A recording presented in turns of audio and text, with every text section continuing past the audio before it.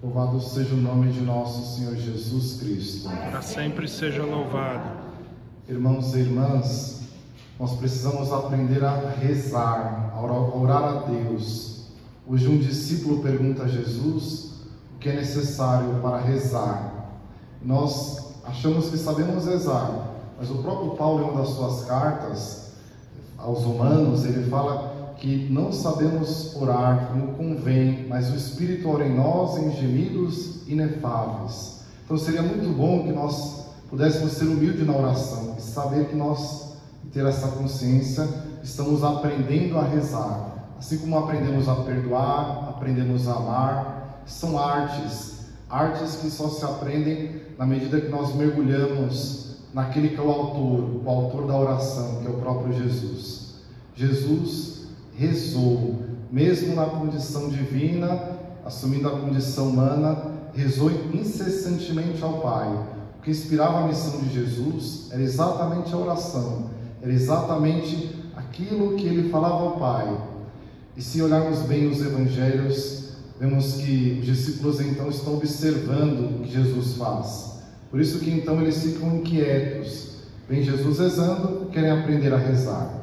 E a oração, sempre lembremos que ela não se faz pelas palavras. Hoje o Pai Nosso, na verdade, vamos aprofundar alguns trechos, não é que Jesus quer dizer reze só o Pai Nosso, reze exatamente assim. Sim, o Pai Nosso é um modelo de oração, é uma inspiração para rezar, é a oração de Jesus, é o resumo do Evangelho, é o Evangelho em oração, mas é a inspiração de como nós devemos rezar a Deus, de como devemos nos comunicar a Deus, de como devemos expressar os nossos sentimentos a Deus, de como devemos entender a vontade de Deus. Vamos ver isso com calma, mas entenda que quando Jesus fala, é assim que se deve rezar, não é só as palavras, mas como nós rezamos, de que forma. E essa oração do Pai Nosso é um modelo de oração para nós. Sendo assim, o caminho da oração, o caminho que nós devemos aprender a fazer, hoje na primeira leitura, mostra a nós Abraão, pai na fé. Abraão reza, pedindo a misericórdia de Deus a duas cidades, Sodoma e Gomorra, que estão em pecado grave, que estão tentando a Deus.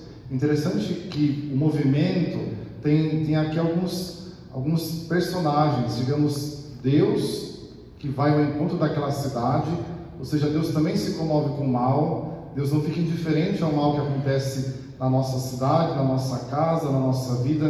Deus vai ao encontro também do mal, vai para resgatar o mal, assim como Jesus faz, abraçando a cruz, como falou Paulo hoje na segunda leitura.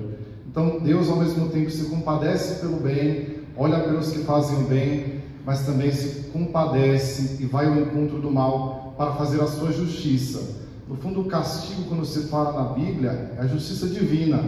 Há uma justiça divina.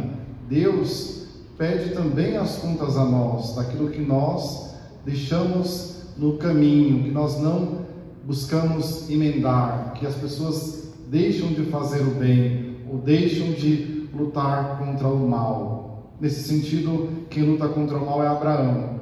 E Abraão tem uma capacidade que falta a nós muitas vezes, a capacidade da luta espiritual. Toda luta começa, na verdade, pela parte espiritual. No fundo, se você quer fazer algo, você precisa começar pela oração. É isso que Abraão faz. Abraão começa pela oração. E isso é um primeiro ensinamento a nós.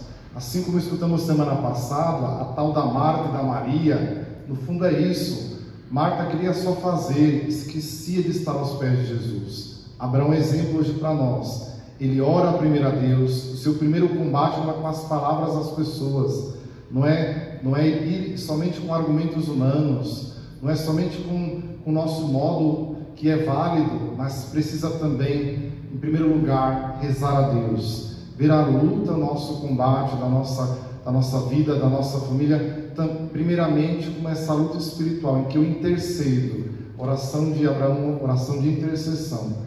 E a oração de Abraão parece uma oração de convencimento ao primeiro olhada. Parece que ele está convencendo a Deus para que Deus faça o bem. Não é isso. Deus conhece todas as coisas, Deus é fonte de bondade, não de mal. Então, na bondade de Deus, ele faria algum bem a Sodoma e Gomorra, mas quis que Abraão participasse dessa bondade. Como muitas vezes acontece conosco e acontece através de nós, quando você reza por alguém, Deus se utiliza de você para que aquela pessoa seja curada, seja restaurada. Mas poderia que não fosse você, poderia ser outra pessoa. Mas Deus usa como intermediário também nós. Assim, a intercessão dos santos. Pode ser que tal santo nos ajude, mas para outros será outras pessoas. Mas é sempre Deus. Nós apenas somos o instrumento. E Abraão faz aqui um pouco a participação da misericórdia de Deus. Se a oração não é convencimento, o que ela é? Ela é a experiência do que Abraão conhece de como é Deus. Se nós sabemos que Deus é misericordioso, então podemos pedir a misericórdia de Deus. Se Deus pode libertar o homem do mal, se Deus pode nos ajudar a ser felizes, então devemos pedir a Deus. No fundo, Abraão está pedindo o que Deus quer, exatamente isso. Que Deus quer a salvação nossa, o nosso bem, o nosso encontro com Ele, o nosso encontro entre nós. Então, no fundo, Abraão faz o caminho de facilitar aquilo que é chegar à salvação, aqueles que estão à volta. E Abraão procura então convencer, parece aparentemente, mas no fundo ele experimentou a misericórdia de Deus. É Deus que o fez conhecer a sua bondade, vendo que os justos não importam os números, o que importa é aquilo que Deus quer realizar, contando com a arte da oração, com a nossa capacidade de confiar a Deus aquilo que nós não vamos fazer, mas apenas vamos interceder. Aprendamos a interceder. Maria fez isso muito bem nas bodas de Caná, e é o que nós precisamos também aprender com Maria também: interceder, entregar a Deus para que Ele transforme. A oração de Abraão foi uma oração incansável. Ele dialogava com Deus, ele insistia, parece como uma briga com Deus, no bom sentido da palavra. Então a sua oração, ela não é uma oração imediata, mas é uma oração que estabelece diálogo, que é constante, que se prolonga, que não se cansa de pedir a Deus aquilo que Ele quer realizar, porque Ele quer que nós participemos da glória e da salvação de todos aqueles que estão à nossa volta. Então aprendamos a pedir a Deus, porque é Ele que pode realizar, e Ele que quer também que nós participemos da salvação e da glória que Ele quer realizar na vida das pessoas. Mas uma outra interpretação dessa leitura também, que vem em sintonia com o que Paulo está falando, é que se Abraão no Antigo Testamento pede o número de justos, a diferença é que no Novo Testamento, com a vinda de Cristo, basta um justo, o próprio Jesus, o Filho eterno de Deus Pai, que se fez homem. Basta um homem, que é Jesus, para então a humanidade seja salva, um justo. Então estamos na graça, porque temos um justo que é Jesus Cristo, como São Paulo fala a nós, morremos em Cristo pelo batismo e ressuscitamos em Cristo para a vida nova, para então sermos totalmente perdoados, reconciliados com Deus por meio da cruz. Que a nossa oração seja com Jesus. No fundo, a nossa oração, se ela não está em crescimento, não está gerando intimidade com Deus, é porque esquecemos exatamente disso, que nós estamos mergulhados em Cristo, rezamos com Cristo, Ele reza por nós, nós rezamos com Ele, nós estamos rezando com Cristo. É por isso que podemos dizer Pai. Os evangelhos se falam exatamente isso: reze ao Pai em nome de Jesus. Isto é uma expressão para lembrarmos que nós só podemos rezar ao Pai porque participamos do batismo que Jesus nos conferiu, enviando o Pai e o Espírito Santo aos nossos corações. Que graça que Deus pode permitir em nossa vida, se conhecemos a oração não como algo solitário. A oração é sempre acompanhada por Deus. Quando Jesus disse que estaria conosco todos os dias, era para que você rezasse, era para que você encontrasse força nele, para que você visse a sua presença na sua oração. E assim o Evangelho, voltemos à pergunta inicial, que como rezar? Ensina-nos a rezar, Senhor. Aprenda a pedir essa graça a Jesus. Peça todos os dias: Senhor, ensina-me a rezar. Para cada momento da nossa vida, há uma oração que nós precisamos. Não oração já pronta, mas oração do coração.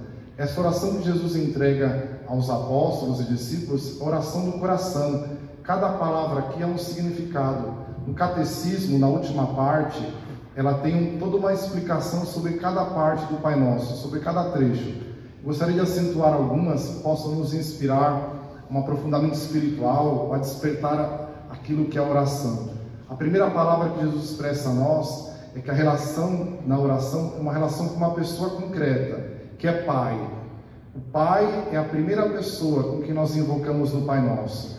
É a confiança filial, é o abandono em Deus, é a certeza que o Pai sabe tudo o que os filhos passam. E ao mesmo tempo que Ele é Pai no céu, aquele que está no céu e que sabe todas as coisas, que conhece o que nós não sabemos e que olha por cada um de nós.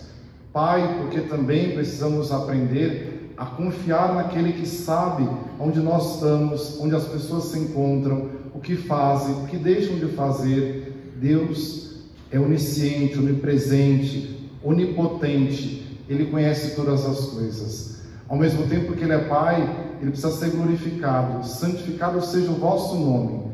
A nossa primeira oração é louvar a Deus. Se nós louvamos a Deus, adoramos a Deus, agradecemos a Deus, então aprendemos a rezar.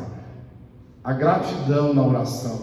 No fundo, o que Deus já está fazendo em nós, o que o Pai manifesta na humanidade, o que Ele está dando a nós diariamente. E continua a oração com algumas súplicas, né? Seja feita a vossa vontade, que deve ser também a nossa, combinando com a vontade de Deus.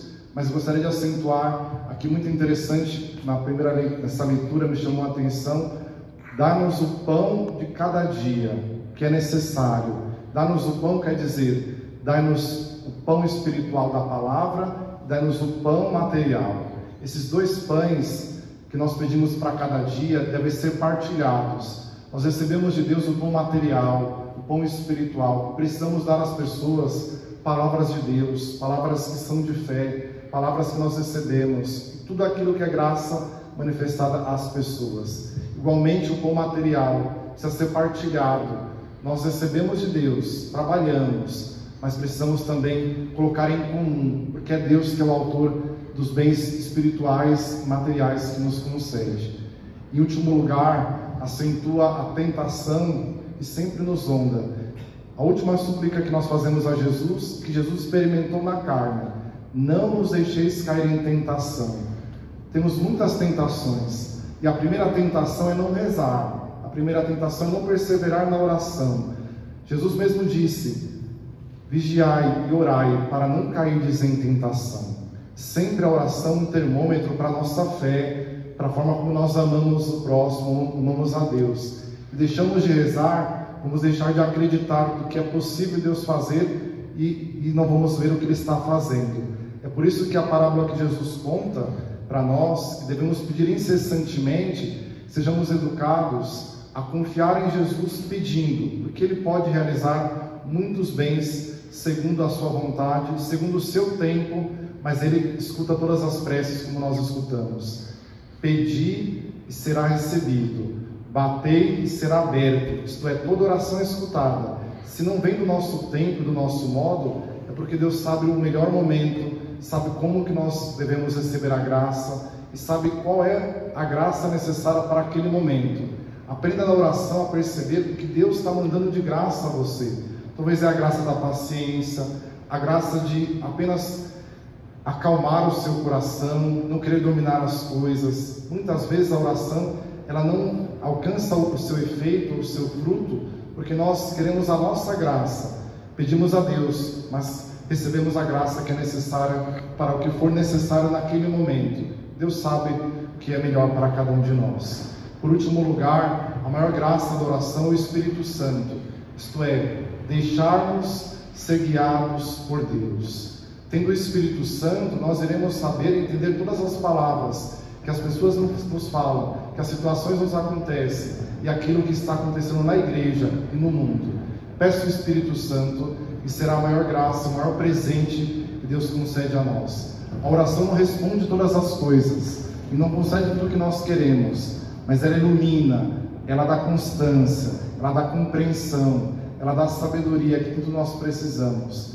Então, se já temos o Espírito Santo, aprendamos também a pedir o que Deus quer para nós e aprendamos a enxergar o que Deus está dando a nós através da oração. Senhor, ensina-nos a rezar a cada dia, que assim seja.